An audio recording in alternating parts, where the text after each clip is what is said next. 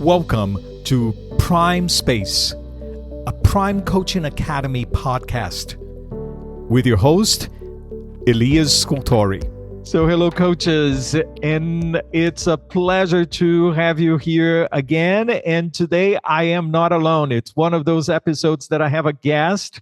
With me today is José Piñero, speaking right from Puerto Rico. Hello, José. Hello, Elias. Great to see you again. Excellent. José, it's a huge pleasure to have you here. I remember us working together a few years ago, and when I saw you on LinkedIn, because you are everywhere. I can see you every time I go to LinkedIn, there is José there. And so I wanted to invite you for you to share your experience here with us. For the listeners here, José is the top coach for the Latino community. It's his brand, and if you go to Google and you Google there, like who is the top coach of the Latino community, you're going to see José Piñero there. So I wanted to bring José to talk specifically about the cultural aspect of working with the community. And José is just the first guest that I'm going to have on what can be kind of a mini series, because I have other coaches that are focused in different communities and in different cultures. But I would love to have your perspective here, José. José, how would you like to introduce yourself and share a little bit of your background to our listeners? Yeah, so first of all, Elias, thank you so much for having me. Great seeing you. Love the work we did before. I'm super thrilled to be here with you and your audience. So yeah, I am known as the top coach for Latinos. I work with professionals from a lot of the top companies: Netflix, Nike, Google, Amazon, Microsoft, Meta, Merck, Lilly, TikTok, and many others. And I love the work I do. And I love helping Latinos realize their potential. I'm on a personal mission, and I'll tell you more about that in a few minutes. A little bit about my background. I am from Puerto Rico, very proud of being from the same place as Bad Bunny. Very excited. And I grew up in Puerto Rico, went to high school here, went to college in the United States, Cornell for undergrad, Georgetown for MBA. And then I worked at Procter Gamble for a few years doing brand management. And then a little company from Seattle found me in Los Angeles. And that company was Microsoft. And I ended up working for Microsoft for 18 years in a variety of product, strategy, marketing roles. Post Microsoft, I have worked in other companies, like running a $40 million business, running like a marketplace. And I love business, I love psychology, and I love coaching.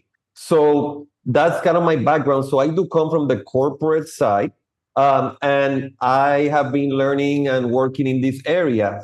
And at some point in my career, when I was at Microsoft, they asked me to lead all marketing and all multicultural outreach and communications for diversity. So for Latinos, African Americans, women, LGBTQ+, all kinds of groups.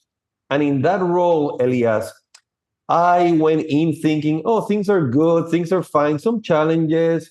But when I went into that role and I became the voice of Microsoft to all these groups, that's when I realized, oh my God, I cannot believe the differences, the discrepancies, the injustices, the lack of awareness, the lack of things. And at that point, I realized, oh, wow, I didn't realize that the gap was so big. I didn't know what I didn't know. So at that point, I decided, hey, I'm going to make my life mission to help other people like me grow, become more successful. And the way to do that is by supporting them with information, resources, insights, advice, and coaching them. And at that point, I'm like, this is going to be my life mission. It took me a few years to get it more clear, but I quickly realized this is what I want to do the rest of my life. And then on the other side, I had been informally coaching tons of people at Microsoft. People would send me people, hey, Joe Smith is unhappy with their manager, or Mary Williams is looking for a new job. Hey, talk to this guy named José Piñero. So people kept coming to me. I would meet with them and I would have these conversations. And at some point, I had a real coach, and I'm like, this is what I love doing, talking to people, asking questions, listening to them, and helping them find their own best answer. So officially, I kind of said coaching is my thing. And then I have been doing coaching officially since 2016. So love doing this work. There's so much to be done. Most of the work I do, it's either one-on-one or group coaching. And I do a lot of seminars and a lot of talks and keynotes, etc. But I'm on a mission to educate, empower, and elevate Latinos. And that's what I want to do. And that's what I get to do every day.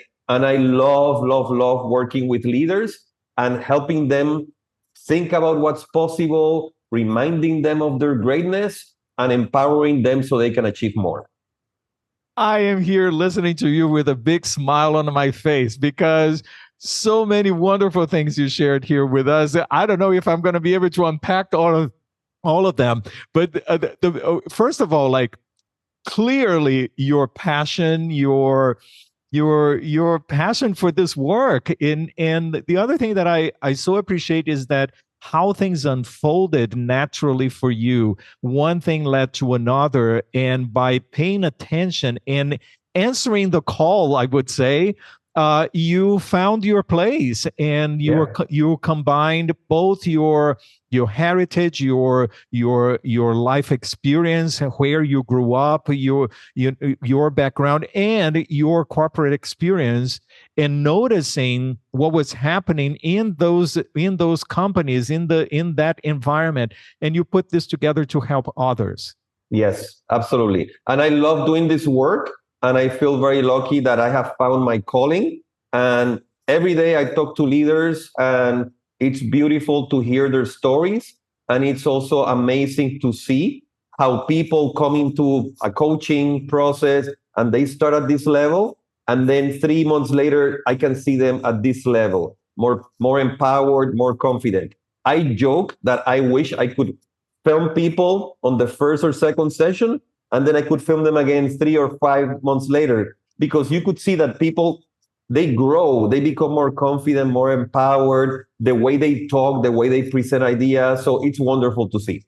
Yeah, it's not the focus of our conversation here today, but based on what you are sharing, I cannot help but, emphasize this idea that if we pay attention, if we follow our call, if we listen to the opportunities that are happening in front of us, if we put our authentic self out there, that's where we are going to find our niche. That's where we are going to find, the place for us to land and stay over there. So thank you for that commitment. And I so appreciate that. And I so appreciate, being a Latino myself, coming from Brazil, I so appreciate that your dedication to this particular community. But so here's a question for you. What are the challenges that you have noticed leaders in the Latino community face? Yeah. So when I work with Latinos who are either in the corporate, government, or nonprofit world, I see a lot of challenges. And I'll give you the main one. The main one is that many of us had not taken full ownership and full responsibility for our destiny. Okay. And this goes back to Latino values. And I do a lot of work with values. In this case, many of the values are cultural. When I do seminars, I talk about values. So I ask people, what are the most important values? Typically, the number one, family. Number two, community or the collective. Others that come up, respect for authority. Others are, not bragging, not, humility, being humble. And if you think about those things, those are beautiful values on the personal side. But when you take them to the job or to the professional side, if you think that you have to be passive and wait for other people, either papi, mommy, mom, dad, grandma, to take care of you, you're not going to, embrace things and manage things in the way you have to. Community. People are thinking, many Latinos, when they go into the job, they think, well, if I keep my head down, I don't complain, I don't rock the boat, I just do what I'm told, I'm going to be rewarded and taken care of. And you and I know that the promotions and the better opportunities will go to other people. Because typically, unless you ask for it, unless you are proactive about it, they'll give the promotion to somebody else. Humility. We are taught, hey, don't brag, don't talk about yourself, etc. So Latinos over-index on being too quiet, too humble, and they don't even want to talk about what they accomplish. So if you don't talk about the amazing results you generated, how is your boss and your boss's boss going to know how great you are? So there's a lot of unpacking and finding, values and understanding and helping clients understand where to operate, where to find an authentic balance of who I am, and also I need to do a good job at marketing my accomplishments. So there's a lot of cultural values. And what I see is people not fully realizing their own greatness. Part of my daily job is reminding somebody of their own power and their own greatness. And sometimes, you and I love this thing about asking powerful, open-ended questions, right? When you ask somebody, what's the best you can aspire to, or what's the best you can do? And the client answers, many times I go, you're aiming here.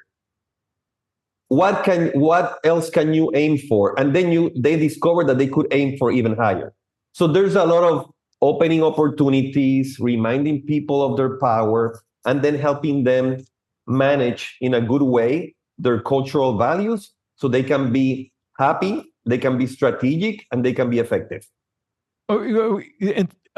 It's wonderful to see, as you were saying these things, it's very clear to me.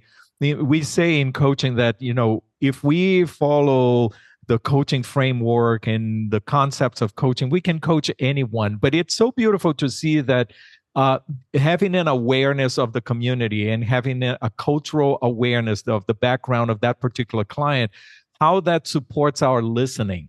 Yeah. It supports us to notice certain nuances and certain details that perhaps a person from a different culture would not notice that, or would not even come up for them. It's not that it's right, that is best or better, but there is that extra layer that you bring, that it's so beautiful to see there. I appreciate that. Yeah. So we talked about the challenges, but what do you think are the strengths of this community of leaders coming from the Latin culture? So, so I'm going to talk about the strengths. So the question is, how many hours do I have? Okay, no, I'm joking. No, but I'll tell you a few things. The Latino community, it's wonderful. And our culture is precious. It's wonderful. And I'm so proud of it. And what I want is for us to use those assets to help ourselves generate better results and achieve more success. So I see Latinos as, super committed, driven, loyal, resilient, creative. Doesn't matter what kind of obstacle shows up, we find a way, because we have been so resourceful historically, because we're so loyal to the people we care about. Tell me of a company that doesn't want somebody who's super driven, super creative, resilient, who's going to get things done no matter what. We kind of joke about this. In many companies, you tell somebody, hey, here's a project.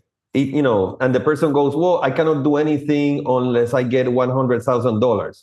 Give it to a Latino and she will say, I'll do it for $5,000, right? Well, I'm not joking. We find a way. So those qualities are beautiful. And what I do a lot is remind people of their own strengths, help them figure out what are their superpowers. And a lot of that comes from the Latino culture. So if you use those in a certain way, it's going to be great. The challenge is when we overuse some of them. For example, if we are too humble, or for example, if we overdo the value of respect, then the moment your manager says, I'm thinking about doing X, if you take it as an order and go ahead and start doing it without asking questions or without doing due diligence, then you can get in trouble. So again, because we're so respectful and because we love authority, sometimes we're too shy and we don't ask clarifying questions or we don't share some perspective. So I encourage clients to have a good conversation with their managers in a positive, optimistic way. But don't take, we Latinos, we tend to say yes too quickly without doing due diligence, without asking clarifying questions. And sometimes that gets us in trouble. So I encourage my clients, hey, ask a few questions. Also say, hey, boss, manager, thank you for asking me to do this. Can I evaluate this and get back to you in 24 hours with a decision? Because I was the first one who my manager would say, hey, jump, and I would be jumping 2 seconds later, right? Because that's what mommy, papi, grandma told me to do, right? So we had to teach ourselves, wait, do your due diligence, do your analysis, do your pros and cons, and then say, yes, I'll take on the project, or I'll take on the project if we get this budget. So it's a little bit of practicing how to find a balanced approach to leveraging our values. Beautiful. And I appreciate this idea of owning, embodying our strengths, right? This is so important for us to remember, because it may be that the culture is pushing us to the side or have less in understanding. But really showing up with all the strengths that we have, it's so beautiful. We are running out of time here, Jose. It's so wonderful to hear from you, but I would love to if you could share briefly with us here, regardless of the background of the coach, what are things that a coach could have in mind when we are working with people from the Latin community? Yeah. So first of all, like great coaches do, open listening. Listen with your heart and your mind. Look for the signals. When somebody is a little bit tentative about asking or challenging, just know that that's part of our culture. So you may have to soften the question a little bit or give more space to the person and encourage them to, when we ask for opinions, hey, what's your opinion, Elias? And you say, well, I'm good with that. Don't take it at face value. Say, hey, well, really, tell me how you feel about that. And then they'll be like, I'm okay, but I'm a little bit worried about something. So kind of soft landing that a little bit more, understanding that, even in a coach-client relationship, there's a power differential. The client may see you as somebody who's more senior or more important. So you have to watch for the respect for authority part. And then helping people not be so shy or so humble. Because remember, in our culture, anything you say about yourself could be seen as bragging. And that's really, Hispanics are allergic to bragging. So watching for those cultural cues, and like great coaches do, creating that safe space where the client knows, hey, the coach is here to support me on my journey and help me see things so I can make the best decisions for myself. Jose, thank you so much for all of your wisdom and for stopping by and sharing your experience with us here. I am sure that you're going to come back. I would love to continue this conversation. 15 minutes is it's not long enough for all that we have to talk about here. And perhaps one of these days we're going to talk about music as well, because I hear that you have a collection of guitars and you love music as well. I love, just like you, I love music. I love playing. I love guitar. I have way too many electric guitars, and playing guitar brings me a lot of joy. And I am, by the way, I'm not as good as you playing piano. You're like world-class level. So power to you. I really admire your expertise. But again, it's something that brings me joy and happiness, and it fills my heart. And by doing that, I can recharge my batteries, and then I can be a better coach, a better leader, and I can be more supportive to people out there so that they can reach their goals and become more successful. That is fantastic. Thank you so much, Jose. Everybody listening to this recording, please don't forget to subscribe and share this video and this audio with other people. And everyone, I will see you next time. Take good care.